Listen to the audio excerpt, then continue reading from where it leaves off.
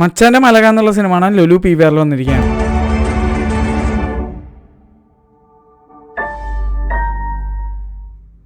മച്ചാൻ്റെ മാലാക, സൗബിൻ, ദിലീഷ് പോത്തൻ എന്നിവരുടെ ഫേസ് പോസ്റ്ററെ കണ്ടിട്ടാണ് ഞാൻ ഈ സിനിമ കാണാൻ പോകാൻ തീരുമാനിച്ചത്.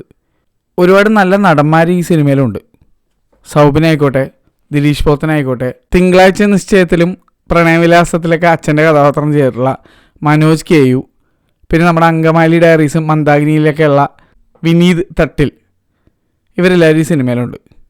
ഇവരൊക്കെ ഉണ്ടായിട്ടും ഈ സിനിമ എനിക്ക് തീരെ ഇഷ്ടമായില്ല എന്നുള്ളതാണ് ഒരു കഷ്ടമായിട്ടുള്ള കാര്യം. കാരണം ഇതിൻ്റെ പ്ലോട്ടൊക്കെ അത്യാവശ്യം നല്ലത് തന്നെയായിരുന്നു. കെട്ടിക്കൊണ്ടുവരുന്ന ഭാര്യ ഒരു വല്ലാത്ത ടൈപ്പാണെന്നുണ്ടെങ്കിൽ, അല്ലെങ്കിൽ കുടുംബം കുട്ടിച്ചോറാക്കുന്ന ടൈപ്പ് ഒരു ഭാര്യ ആണെന്നുണ്ടെങ്കിൽ എന്തായിരിക്കും അവസ്ഥ എന്നുള്ള രീതിയിലുള്ള ഒരു ആണിൻ്റെ പോയിൻ്റ് ഓഫ് വ്യൂ എന്നുള്ള കുറച്ച് കാര്യങ്ങളും സംഭവങ്ങളൊക്കെയാണ് ഈ സിനിമ. അതും അമ്മായിയമ്മ അതിനേക്കാൾ വലിയൊരു ചൊറിയാണെന്നുണ്ടെങ്കിൽ എന്തായിരിക്കും അവസ്ഥ എന്നുള്ളതൊക്കെയാണ് കാണിക്കുന്നത്. പ്ലോട്ട് നല്ലതായിരുന്നു, പക്ഷേ എക്സിക്യൂഷൻ എൻ്റെ പൊന്നോ, ഇറ്റ് വാസ് സോ ടയറിങ്. ഈ സിനിമ കാണാൻ തന്നെ മൊത്തത്തിൽ 10 പേര് കഷ്ടി എന്തോ ഉണ്ടായിരുന്നുള്ളൂ. സിനിമ അവസാനിച്ചപ്പോഴേക്കും 5 കുറേ ആൾക്കാരെ തിയേറ്ററിൽ ബാക്കി ഉണ്ടായിരുന്നുള്ളൂ. കുറേ പേരൊക്കെ ഇറങ്ങിപ്പോയി തോന്നുന്നുണ്ട്. അങ്ങനത്തെ ഒരു അവസ്ഥയായിരുന്നു. ലുലു മോള് സ്ക്രീൻ 5 ആണ് ഞാൻ ഈ സിനിമ കണ്ടത്. ഇപ്പോൾ ലേസർ പ്രൊജക്ഷൻ ആക്കിയിട്ടുണ്ട്, പക്ഷേ സ്ക്രീൻ മാറ്റാതെ നിവർത്തിയില്ല. സ്ക്രീൻ മാറ്റാത്തതുകൊണ്ട് ഇപ്പോഴൊരു മഞ്ഞ ഷെയ്ഡാണ് സ്ക്രീനിലേക്ക് പ്രൊജക്ഷൻ വന്നിട്ട് വരുന്നത്. അപ്പോൾ പുതിയ പ്രൊജക്ടറാണ്, എന്നിട്ട് പോലും സ്ക്രീനൊരു മഞ്ഞ ഷെയ്ഡുണ്ട്. ഞാനത് കാണിച്ചു തരാം നിങ്ങളെ. ഒരു മഞ്ഞ ഷെയ്ഡ് സ്ക്രീനിൽ വരുന്നുണ്ട്. അത് തന്നെ ഒരു അരോചകമായിട്ടുള്ള ഒരു ഫീലിംഗ് ആയിരുന്നു. പിന്നെ സൗണ്ടിൻ്റെ കാര്യത്തിൽ പ്രശ്നങ്ങളൊന്നും തോന്നിയത് ഇതിൻ്റെ DCP അല്ലെങ്കിൽ ഈ സിനിമയിൽ സൗണ്ട് ഡിസൈൻ ചെയ്ത് വെച്ചിരിക്കുന്നതും മ്യൂസിക് ചെയ്ത് വെച്ചിരിക്കുന്നതും വളരെ മീഡിയോക്കറായിട്ടാണ് എനിക്ക് ഫീൽ ചെയ്തത്. അതുകൊണ്ട് തന്നെ വെറുതെ കുറേ മ്യൂസിക് അനാവശ്യമായിട്ട് അവളുടെയൊക്കെ വെറുതെ കുത്തിക്കയറ്റിയതായിട്ടും, അതുപോലെ വെറുതെ ചുമ്മാ ഇങ്ങനെ തെറിപ്പിച്ച രീതിയിൽ മ്യൂസിക് ചെയ്ത് വെച്ചേക്കുന്ന ഒരവസ്ഥ. ചില സ്ഥലങ്ങളൊന്നും ഒട്ടും സൂട്ടബിളായുള്ളൊരു മ്യൂസിക്കായിട്ടൊന്നും എനിക്ക് ഫീൽ ചെയ്തിട്ടുണ്ടായിരുന്നില്ല. അങ്ങനത്തെ ഒരു അവസ്ഥയായിരുന്നു ഈ സിനിമ. പിന്നെ ബാക്ക്ഗ്രൗണ്ട് ആക്ടേഴ്സ്, എൻ്റെ പൊന്നെ, ഈ അടുത്തൊന്നും ഞാനൊരു സിനിമയിൽ ഇത്രയും ഓവർ ആക്ടിങ്ങും ആക്ട് ചെയ്യാൻ തീരെ പറ്റാത്ത അവസ്ഥയിലുള്ള, എന്തോ വഴി കൂടെ പോയപ്പോഴേക്കും ഇങ്ങ് വാ, ഇവിടെ നിന്നോ, ഈ സിനിമയിൽ കുറച്ച് ആക്ടേഴ്സിന് ആവശ്യമുണ്ടെന്നുള്ള രീതിയിൽ ആക്ട് ചെയ്യാൻ തീരെ അറിയാത്ത കുറേ ആൾക്കാരെ ബാക്ക്ഗ്രൗണ്ട് ആക്ടേഴ്സായിട്ടുള്ള രീതിയിലുള്ള ഒരു സെറ്റപ്പ്. ഒയ്യോ, എനിക്കത് ഭയങ്കര ശോകമായിട്ടാണ് ഫീൽ ചെയ്തത്. ഭയങ്കരമായിട്ട് ക്രിഞ്ചടിച്ച് ഭയങ്കര ശോകമായിരുന്നു. അത് വലിയൊരു മൂഡ് ഓഫ് ആയിരുന്നു. കാരണം സൗബിനെ പോലെയുള്ള, ദിലീഷ് പോത്തനെ പോലെയുള്ള നടന്മാർ മര്യാദക്ക് അഭിനയിച്ചിട്ട് കാണുമ്പോൾ ബാക്ക്ഗ്രൗണ്ട് ആക്ടേഴ്സ് വളരെ ഓവർ ആക്ട് ചെയ്യുന്നത് എടുത്തറിയാൻ പറ്റും. അങ്ങനത്തെ ഒരു അവസ്ഥയായിരുന്നു എനിക്ക്. അതൊക്കെ ഭയങ്കര ശോകമായിരുന്നു ഈ സിനിമയിൽ. അതുകൊണ്ട് തന്നെ എനിക്ക് ഈ സിനിമ ആസ്വദിക്കാൻ പറ്റാണ്ടായിരുന്നില്ല. ഇതൊക്കെ കൂടാണ്ട് ഇതിനകത്ത് നമിത പ്രമോദ് ചെയ്തിരിക്കുന്ന ക്യാരക്ടർ എന്ന് പറഞ്ഞാൽ ഒരു വല്ലാത്ത ചൊറി പിടിച്ച ഒരു ഭാര്യയാണ്. ഒരുമാതിരി സ്വഭാവമുള്ള ഒരു ടൈപ്പ് ക്യാരക്ടർ. നമിതയുടെ അമ്മയായിട്ട് അഭിനയിച്ചിരിക്കുന്ന ശാന്തി കൃഷ്ണനാണെങ്കിൽ അതിനും വലിയ പൂര ചൊറിച്ചി എന്നുള്ള രീതിയിലുള്ള ഒരു ക്യാരക്ടർ. അത് തന്നെ നമുക്ക് ഭ്രാന്ത് പിടിക്കും. ആ ക്യാരക്ടർ അത്രയും ഭ്രാന്ത് പിടിക്കുന്ന രീതിയിൽ അവർ ചെയ്തിരിക്കുന്നതും നമുക്ക് സിനിമ കാണുമ്പോൾ പോലും ഇതുങ്ങളുടെ സ്വഭാവം കണ്ടിട്ട് നമുക്ക് അങ്ങോട്ട് പൊളിഞ്ഞു കയറും. അതിൻ്റെ ഇടയിൽ കൂടെയാണ് ഇങ്ങനെ ഈ സിനിമയുടെ ഒരു ഒഴുക്കും പോക്കും ഒക്കെ. അപ്പം മൊത്തത്തിൽ നമുക്ക് ഈ സിനിമ ആസ്വദിക്കാൻ പറ്റാത്ത ലെവലിലേക്ക് ഇറിറ്റേഷൻ ഫീൽ ചെയ്യായിരുന്നു എനിക്ക് ത്രൂ ഔട്ട്.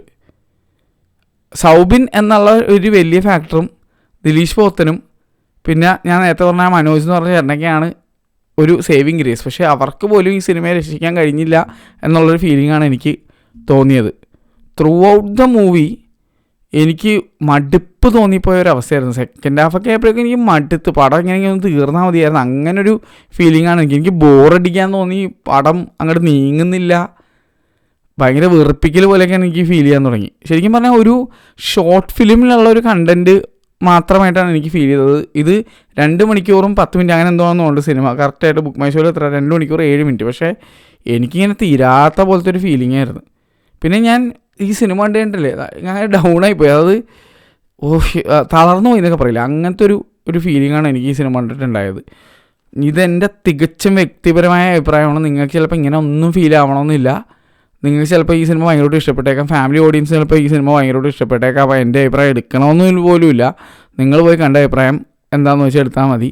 ഇത് എൻ്റെ മാത്രം അഭിപ്രായമാണ്. അപ്പോൾ എനിക്ക് ഈ സിനിമ തീരെ ഇഷ്ടപ്പെട്ടില്ല, തീരെ വർക്കായില്ല എന്നുള്ളൊരവസ്ഥയാണ്.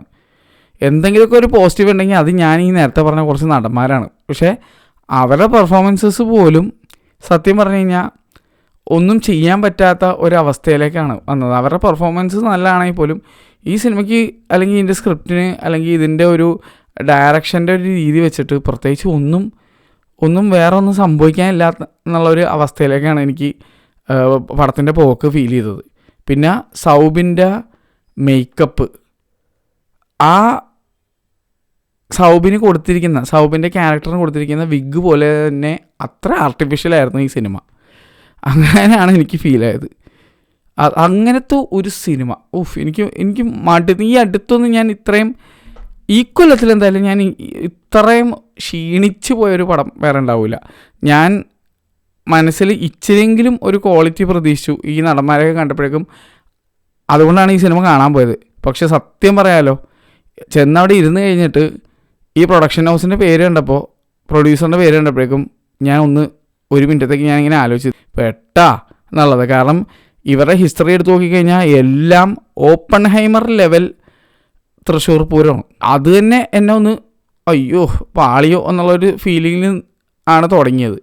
പിന്നെ ഈ സിനിമയുടെ പോക്കും കൂടി ഇങ്ങനെ ആയതുകൊണ്ട് പിന്നെ പറയണ്ട. പിന്നെ ഞാൻ പറഞ്ഞില്ലേ 10 പേര് ഓളം ഉണ്ടായിരുന്ന തിയേറ്ററിൽ അവസാനം അതിൻ്റെ പാതിയിൽ കുറഞ്ഞ ആൾക്കാരോടെ സിനിമ ഫിനിഷ് ചെയ്യാന്ന് പറയുമ്പോൾ നിങ്ങൾക്ക് ഊഹിക്കാമല്ലോ ഈ സിനിമയുടെ അവസ്ഥ എന്താണെന്നുള്ളത്. എനിക്കെന്തായാലും ഈ സിനിമ ഇഷ്ടപ്പെട്ടില്ല.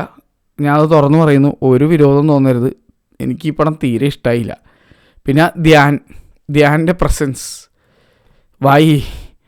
ധ്യാൻ കച്ച കിട്ടി ഇറങ്ങിയേക്കണമെന്ന് തോന്നുന്നുണ്ട്.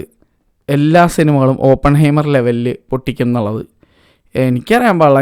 എന്താണ് ധ്യാൻ്റെ ഉദ്ദേശം എന്ന് എനിക്കൊരു പിടുത്തം കിട്ടണില്ല. ഇതിനകത്തൊരു ഒരു ക്യാരക്ടർ, എൻ്റെ പൊന്നോ എനിക്കെന്താ പറയണതല്ലേ. സൗബിനൊക്കെ എന്തിനാണ് ഈ സിനിമ എടുത്തതെന്ന് എനിക്ക് മനസ്സിലാവുന്നില്ല.